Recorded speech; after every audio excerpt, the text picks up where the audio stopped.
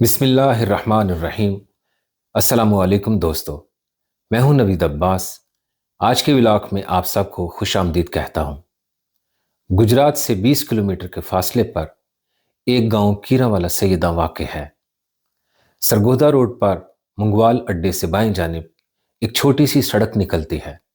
6-7 kilometre کا فاصلہ طے کرنے کے بعد میں کیرا والا سیدہ میں موجود دور حاضر کے اس عظیم الشان شاہکار یعنی مسجد پاک ویگا شریف کے دروازے پر پہنچ چکا ہوں۔ جن دوستوں نے ابھی تک چینل کو سبسکرائب نہیں کیا وہ چینل کو سبسکرائب اور ویڈیو کو لائک شیئر ضرور کر دیں۔ مسجد پاک ویگا شریف جو اپنی تمام تر رعنائیوں کے ساتھ آپ کے سامنے ہے، یہ صرف عمارت ہی نہیں بلکہ فن تعمیر، فن خطاطی، قدرت کے جمالیاتی حسن، تاریخ انسانی کی درخشندہ روایات، تہذیبوں کے ارتقاء، اسلامی نظریاتی پس منظر اور روحانی تقدس کا حسین مرقع ہے۔ اس مسجد کی تعمیر میں مذہب، فن، تاریخ اور روحانیت کا امتزاج نظر آتا ہے، اور اس میں انسانی کردار اور مہذب معاشرے کی تعمیر میں بنیادی کردار ادا کرنے والے 3 حقائق علم، بصیرت اور اوج تخیل جلوہ گر نظر آتے ہیں۔ تمام کثیر الجہتی یادگاروں کی طرح اس کا بھی ایک ماضی، ایک حال اور ایک مستقبل ہے۔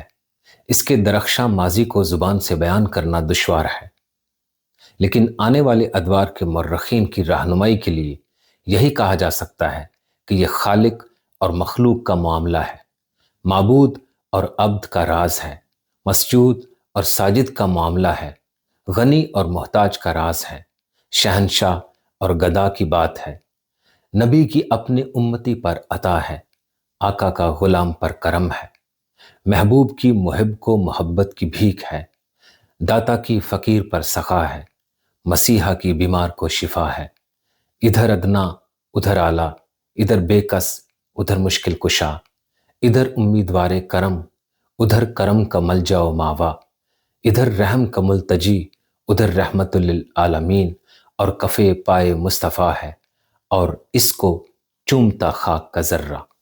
آغاز کار سے ہی مفوق الفطرت حالات و واقعات نے خوش آمدید کہا۔ ہر مشکل آسان ہوتی چلی گئی، ہر مرحلہ طے ہوتا گیا، فنون و اسرار کے گویا خزانے کھل گئے، ہر کام میں تائید غیبی نظر آئی۔ 19 ذی الحجہ 1421 ہجری بامطابق 16 مارچ 2001 بعد از نماز جمعہ مسجد کے تعمیر کنندہ جناب الحاج ڈاکٹر حافظ محمد فرخ حفیظ صاحب کے ہاتھوں ان کے روحانی ادراک کے تناظر میں مخصوص تعمیراتی معیار اور خد و خال کے مطابق کیا گیا۔ ابتدا میں 2 معروف ماہر تعمیرات کی خدمات حاصل کی گئیں، جناب کامل علی خان ممتاز صاحب، سابق principal National College of Arts Lahore, جنہیں مسجد کے بنیادی ڈھانچے اور اس کی بنیادوں کے ارتفاع کی ڈیزائننگ کی ذمہ داری تقویض کی گئی۔ نمبر 2 ملک مقصود احمد صاحب، ماہر آثار قدیمہ، شاہی قلعہ لاہور، ان کے تاریخی عمارتوں سے متعلق وسیع تجربے کے پیش نظر عمارت کے تکنیکی پہلوؤں پر نگاہ رکھتے ہوئے اس سلسلے میں تعاون کی استدعا کی گئی۔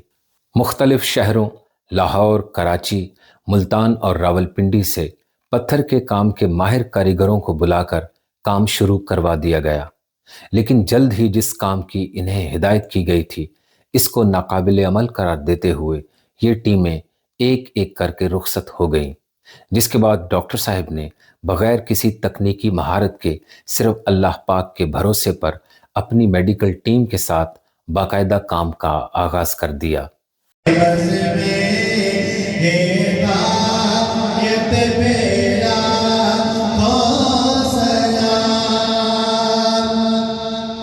جس نے عشق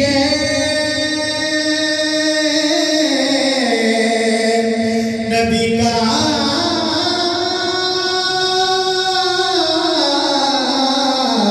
دیا ہے۔ اس تعمیر نے شروع سے ہی ماہرین کے تجویز کردہ ڈیزائن سے انحراف کرتے ہوئے ایک جدا گانا رنگ اختیار کیا اور قدیم و جدید طرز تعمیر کے امتزاج کی کٹھن وادیوں میں بے باکانہ آگے بڑھنے کا ایک منفرد انداز اپنایا، دنیا تعمیر کے ان معروف ماہرین نے جب ایک آئی سرجن کے ہاتھوں، جنہیں اس قسم کی تعمیر کا کوئی تجربہ نہ تھا، دقیق و پیچیدہ مراحل تشکیل پاتے دیکھے اور ایک ہی ہاتھ سے مختلف فنون لطیفہ، سنگ مرمر کی سائزنگ اور جوڑ ملانے، سنگ تراشی، سنگ مرمر پہ کشیدہ کاری، خطاطی، معنی خیز آرٹ ڈیزائننگ اور رنگین قیمتی پتھروں کی پالش اور جڑاؤ کاری، عمارتی حسن اور اس کے بہت سارے پہلوؤں پر عمل درآمد ہوتے ہوئے دیکھا تو قدرت کے اس شاہکار کو اپنی خصوصی دلچسپی کے پیش نظر بطور مبصر تکمیل پذیر ہوتے دیکھنے لگے اور انہوں نے اسے فن تعمیر کا حسن لطافت قرار دیا۔ اس تاریخی، غیر معمولی، حیران کن اور منفرد تعمیری منصوبے کے سلسلے میں اختصار کے ساتھ کچھ معلومات آپ کی خدمت میں پیش کرتا ہوں۔ مسجد کا رقبہ تقریباً 4 کنال ہے۔ اس کی لمبائی 133 فٹ ہے اور چوڑائی 67 فٹ ہے۔ اس کی بنیادوں میں کالے کیکر کی میخیں بنا کر 4 فٹ گہرائی میں گاڑی گئی ہیں۔ سارے کھدائی شدہ رقبے میں تقریباً 3 فٹ موٹائی میں کنکریٹ کا ایک چبوترا بنایا گیا جو 2.5 فٹ موٹے بجر پر مشتمل ہے، جس میں سفید چونے کی کریم اور پسی ہوئی اینٹ یعنی کیری بطور مسالہ ملائے گئے، اور اوپر والے 9 انچ میں دریاؤں کی تہ سے ملنے والے روڑ یعنی کنکروں کو جلا کر اس کا پاؤڈر بھی شامل کیا گیا۔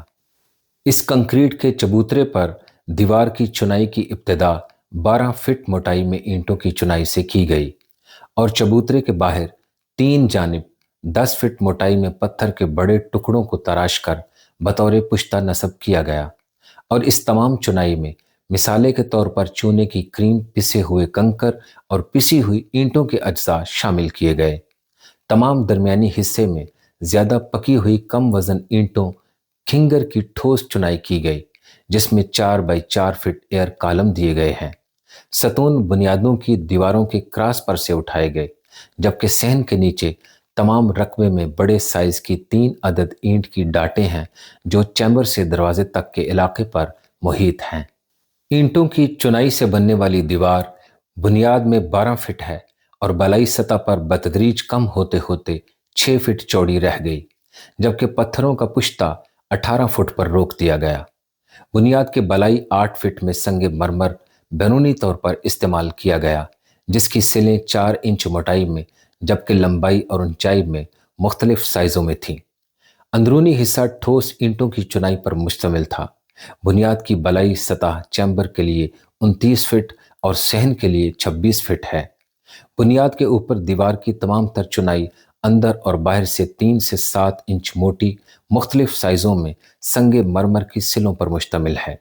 درمیانے حصے میں اینٹوں کی ٹھوس چنائی کی گئی ہے اور سنگ مرمر کی سلوں کو آپس میں باندھنے اور اینٹوں کی دیوار سے پیوست کرنے کے لیے 3 ذرائع استعمال کیے گئے ہیں۔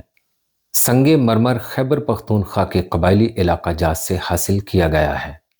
اینٹیں مقامی روایتی بھٹوں سے خصوصی طور پر تیار کروائی گئیں۔ چونا چکوال کے ملحقہ علاقہ جات سے مہیا کیا گیا۔ روڑ دریائے چناب کی تہ اور اس کے کناروں پر مخصوص علاقوں سے جمع کیے گئے۔ اینٹوں کی چنائی کے ساتھ سنگ مرمر کی سلوں کو مضبوط جڑائی کے لیے سٹین لیس سٹیل اور خالص تانبے کی پنیں استعمال کی گئیں، اور مختلف جگہوں پر انہی سلوں کے کچھ حصے اینٹوں کی دیوار کے اندر پھنسا دیے گئے۔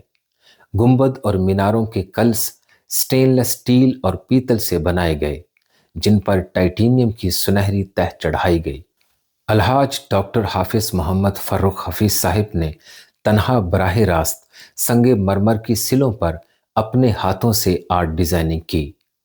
ڈاکٹر حافظ محمد فرخ حفیظ صاحب نے سنگ مرمر پر براہ راست 8 مختلف رسم الخط میں لکھا، جو مستعمل خطاطی سے قدرے مختلف ہے، جنہیں جناب ڈاکٹر صاحب اور آپ کی ٹیم نے سنگ مرمر پر ابھارا اور کشیدہ کاری کی۔ اس خطاطی کو گورنمنٹ آف پاکستان کے ادارے intellectual property organisation of Pakistan نے ایک شاندار قومی یادگار قرار دیا۔ سفید سنگ مرمر پر کشیدہ کاری، کندہ کاری، پالشنگ، قیمتی اور نیم قیمتی پتھروں کا جڑاؤ جناب ڈاکٹر صاحب اور ان کی تربیت یافتہ مستعد اور نوجوان ٹیم نے کیا۔ گنبدوں کی طرز تعمیر میں مسجد شریف کے تینوں بنیادی حقائق یعنی انداز تعمیر، نظریاتی اساس اور روحانی پس منظر شامل کیے گئے ہیں۔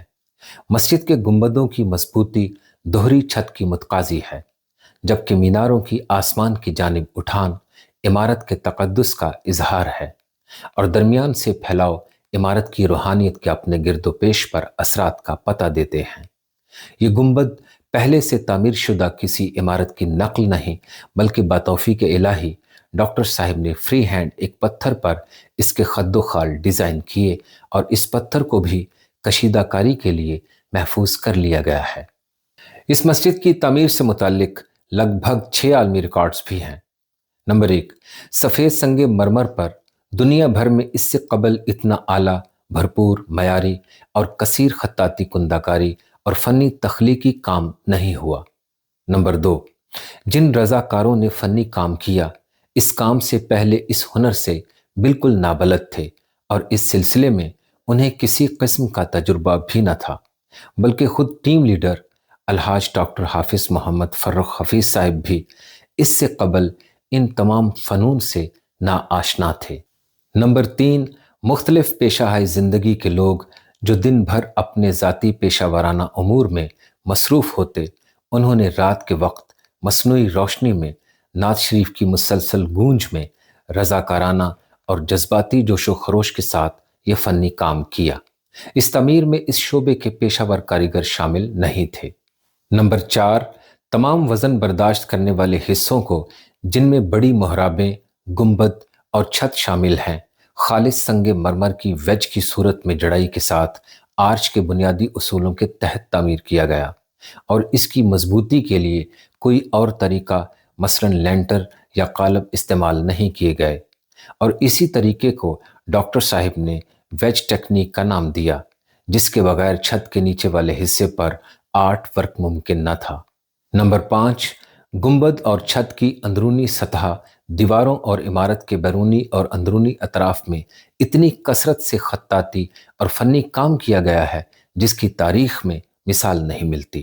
نمبر 6، دوسری تمام یادگاری تعمیرات کی طرح اس کی پہلے تو نہ کوئی منصوبہ بندی کی گئی اور نہ ہی کسی خاص بجٹ کا تعین کیا گیا، بلکہ غلامی رسول کو سرمایہ کل جان کر بغیر متعین وسائل کے توکل کی بنیاد پر اسے پائے تکمیل تک پہنچایا گیا۔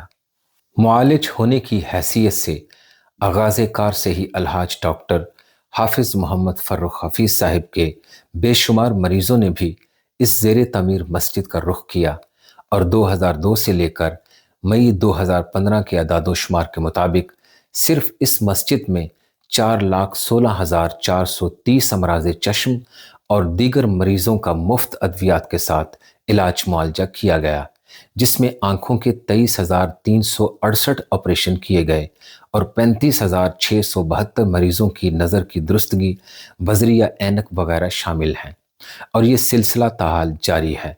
ہر ماہ کی پہلی اور تیسری سوموار کو تمام دن اور ہر جمعہ کو عشاء کے بعد رات بھر یہ سلسلہ جاری رہتا ہے۔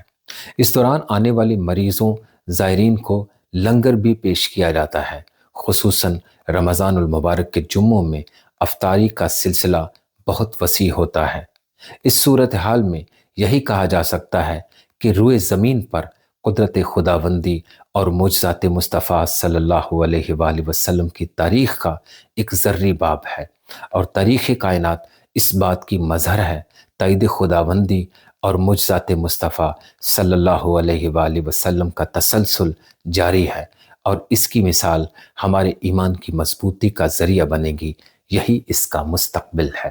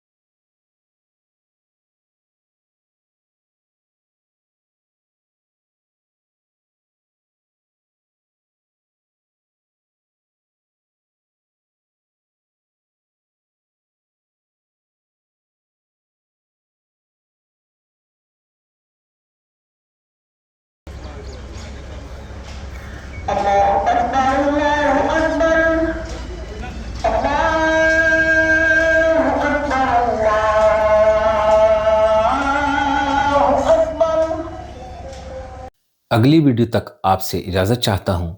اپنا اور اپنے پیاروں کا بہت خیال رکھیے گا. خدا حافظ.